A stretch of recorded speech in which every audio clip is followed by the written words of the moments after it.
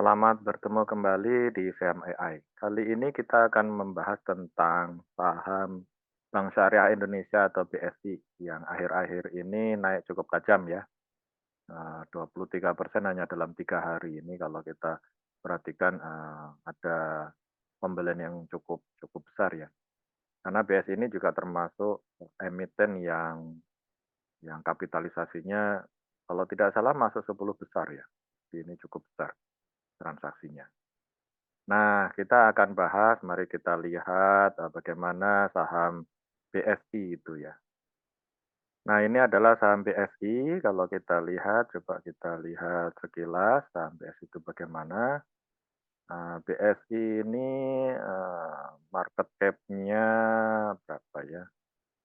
Di sini terakhir 1 November ini adalah kapitalisasinya 79 triliun ya, jadi cukup besar.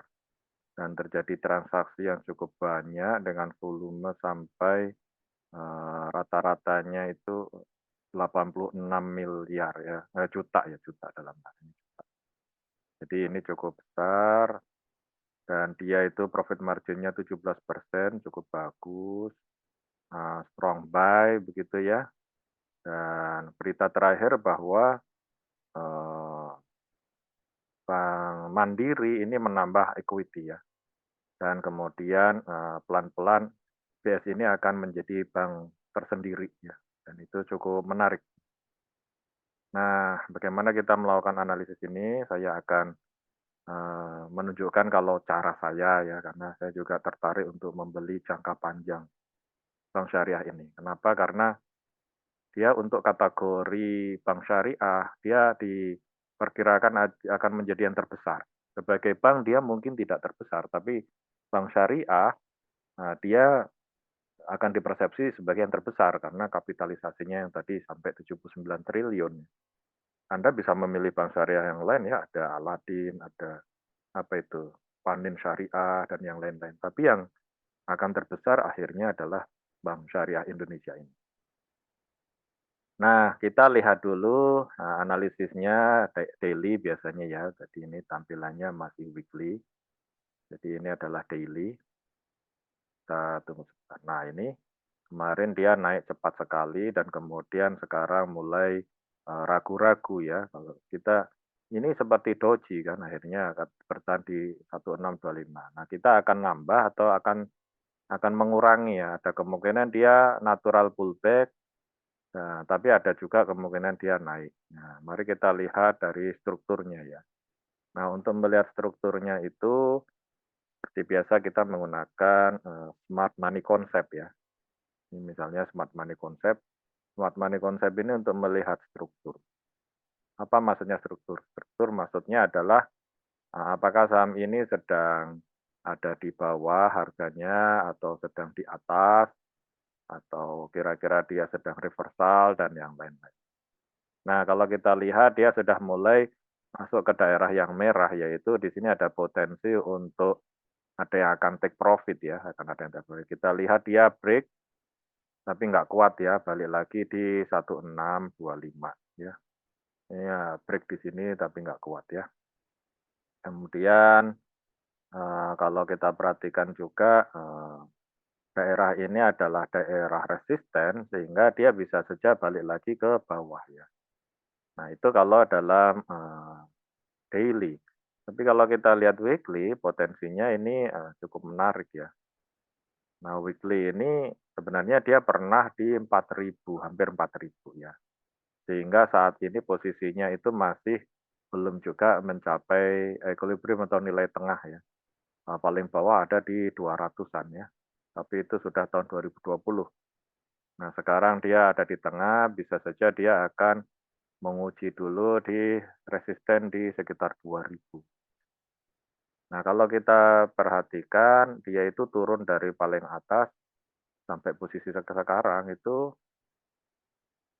sudah berapa persen ini? Ini turun sudah 55% ya dari yang paling tingginya ya, 55%. Nah, kalau dia potensi naik, kita lihat dari sini.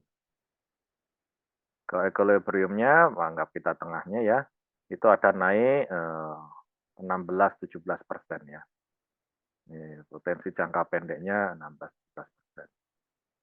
Nah itu, yang mungkin menjadi catatan ya, bahwa saham ini ada potensi naik. Kalau dia turun bagaimana? Kalau dia turun ya, dia akan menguji lagi yang di sini nih, di sekitar 1000, anggap 1400 ya, itu turun 18% ya, dari posisi sekarang. Jadi itu resikonya ya. Sehingga kalau bisa ya, begitu turun sedikit, out dulu, nanti kalau udah di bawah baru beli lagi, ya. Ini secara strukturnya weekly ya. Mari kita lihat kalau indikator, moving average seperti apa. Saya seperti biasa pakai Kupi ini, Kupinya Hamdi Mas ini ya. Ini masih weekly ya, coba kita lihat. Biasanya kalau weekly sudah, tembus, nah ini kalau kita lihat ini sudah tembus MA 50 weekly ya, ini setara dengan MA 200 ini kalau di daily. Atau, dia di atas ini yang biru ini MA 8 weekly itu setara kalikan 4 atau 5 lah ya, 4, kira-kira MA 40 lah kalau di, daily ya. Kita lihat di daily ya. Artinya ini bridge ini sudah menembus resisten yang kuat ya. Sehingga kalau dia itu natural pullback, ya mestinya dia akan ada di sekitar support-support tersebut. Nah, kita lihat ini daily ya, daily. Jadi ini kan sudah naik atas ini, nah kalau dia mengetes lagi tentu saja mengetes di sini, ini yang ungu ini MA 200 ya, moving average eksponensial, itu di 1390 ya, atau 1400 ya kalau balik. Nah, tentu saja ada kemungkinan dia nggak sampai situ, ya mungkin di sini nih ada, ini tengah-tengah ini ya, tengah-tengah di sini ya kira-kira di 1500 ya, sudah ditembus ya. Nah, kita tidak pernah tahu dia naik atau turun lagi, tapi kita tahu kira-kira di mana akan terjadi, support yang cukup besar ya, itu di sekitar 1400 ya. Ini juga equilibrium yang jangka pendeknya, ya, equilibrium. Sekarang dia ada kemungkinan akan, turun dulu ya. Nah, ini kalau kita melihat dari, support resisten. Kalau tadi struktur kita lihat dia ada di bawah atau di atas. Nah, bagaimana kira-kira dia akan lari kemana? Nah, itu sangat subjektif, tapi kalau saya biasanya akan menggunakan, volume profile ya. Volume profile di sini, di sebelumnya saya menggunakan volume profile itu yang punyanya Purman ini ya, Purman. Nah, siapa ini namanya ini? Purman volume profile karena sederhana ya. Mari kita lihat ya. Nah, jadi dia sudah melewati, di sini terjadi pembelian yang akumulasi cukup banyak di 1500, itu sudah ditembus. Berarti kalau dia itu pullback ya kemungkinannya dia akan menguji di 1500. Tapi kalau ke atas lagi ini, nggak kelihatan ternyata volume profilnya. Nah, kalau dia turun lagi dan masih turun lagi maka menguji di 1350 atau, dugaan saya ya di MA 200 ini di sekitar 1400 nantinya. Nah, bagaimana kalau kita lihat di weekly ya? Kalau kita lihat di weekly ada equilibrium yang cukup kuat itu di 2100 ya, 2150 lah kira-kira. Nah, itu yang mungkin menjadi, harapan entah entah kapan nyampenya ya, entah kapan nyampenya, yaitu sampai di 2150 ini, itu kira-kira naik 26%.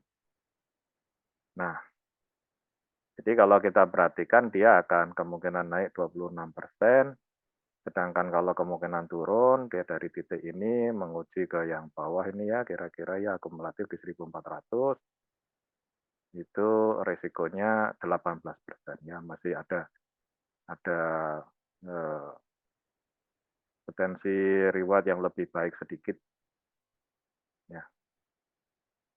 Nah itu bagi yang short term ya.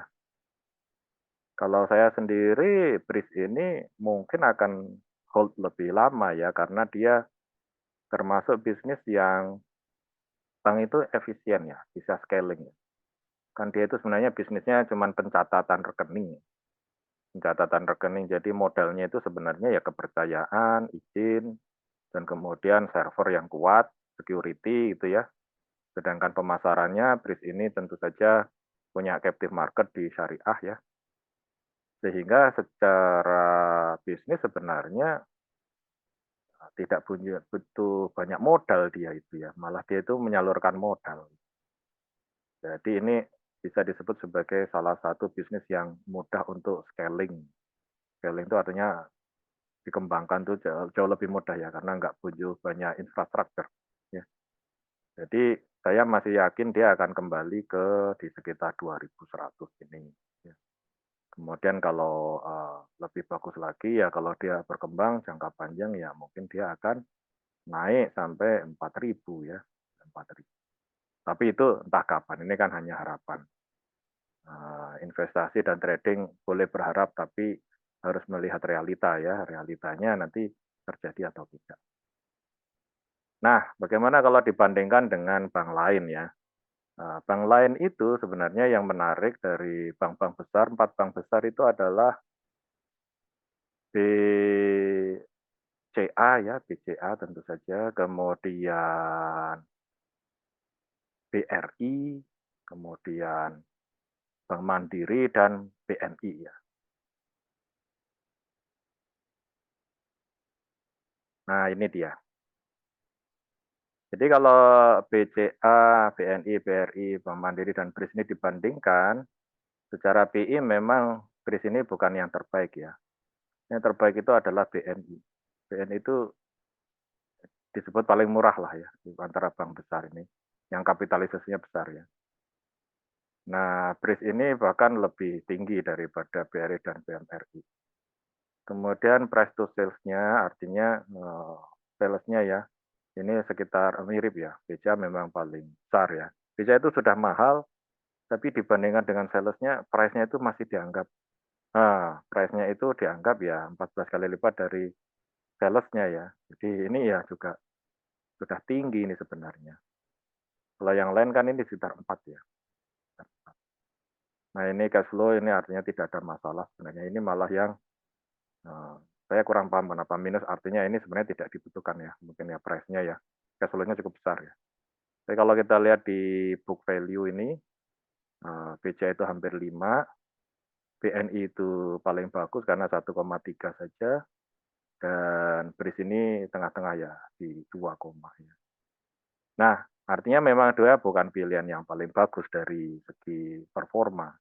Di performa mungkin BNI ya, BNI dan BRI ini menarik gitu, BRI dan BRI menarik.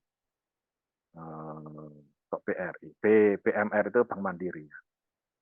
Cuman BRIS itu punya positioning captive market di syariah, sedangkan BCA, BNI, BRI, dan BMRI ini, bertanding di customer segment yang mirip ya.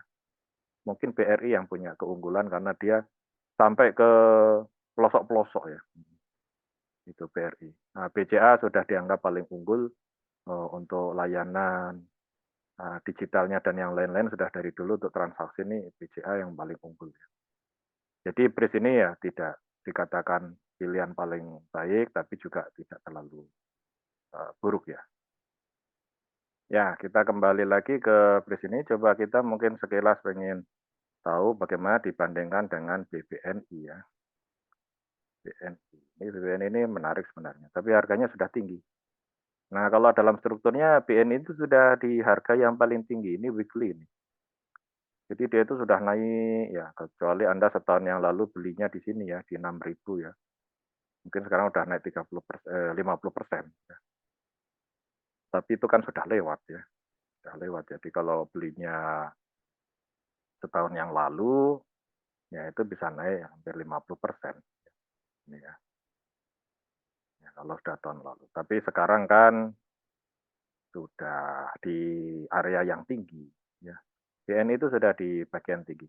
Kalau Anda gaya tradingnya adalah breakout ke atas ya, Anda mungkin masih memperhatikan ini. Kalau BBRI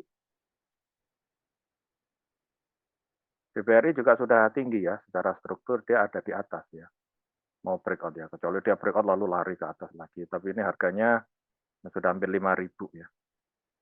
Nah, mungkin bisa lari ke 10.000 kita nggak tahu. Kalau BMRI, nah, BMRI juga sudah tinggi ya, dia mau breakout, bisa saja breakout naik ya. Nah, tapi ini weekly saja dia sudah paling tinggi. BBCA, nah BBCA juga sudah tinggi ya. Jadi di strukturnya dia sedang di bagian atas. Jadi kalau melihat dari pola strukturnya, maka jangka menengah panjang justru yang berpotensi adalah BRIS ini. Ya. BRIS untuk kembali lagi ke 4.000 mungkin masih butuh waktu. Nah, tapi ini ada ruang untuk naik ya, ada ruang untuk naik. Biasanya seperti itu. Karena dia juga sudah tembus yang ini nih, MA 50 di weekly ya. Dan juga di atas MA 200 di weekly ya. Kalau kita lihat di daily-nya dia sudah tembus MA 200. Jadi kemungkinan ada saja kemungkinan bahwa dia nanti akan pantul balik ya. Nah, kita bisa menambah kalau sudah reversal di support di 1.500. Nah, ada juga kemungkinan naik dulu ya. Jadi kalau kita perhatikan, kalau saya biasanya kalau dia sudah turun dari MA8 ini saya jual dulu. Nah, harapannya kan seperti ini ya. Ini kan turun MA8, nah, artinya kita bisa beli lebih bawah ya. Kalaupun nanti averaging, jadi averagingnya selalu lebih bawah. Jadi kalau sudah tembus MA8 nih yang biru muda ini, nah, kalau jangka pendek kita bermainnya seperti itu. Kemarin kalau sebelum break, tanggal berapa ini? 13 Februari ini Senin kemarin. Nah, ini juga kalau yang masuk di sini kan sudah 20% lebih ya. Kalau yang baru masuk kemarin saya punya sudah saya jual di sini sekitar sini ya.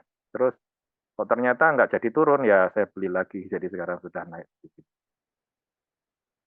Kira-kira demikian untuk saham BRIS ya. Nanti kita lihat hari Senin akan seperti apa. Ya, terima kasih.